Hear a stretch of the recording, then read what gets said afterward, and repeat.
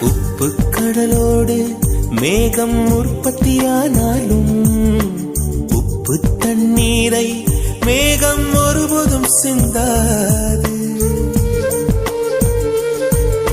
மலையில் விழுந்தாலும் சூரியன் மரித்து போவதில்லை. நிலவு கூலியூட்டி தன்னை நீட்டித்துக் கொள்கிறதே. மேகமாய் நானும் மாறேனோ அதன் மேன்மை குணங்கள் காண்பேன்.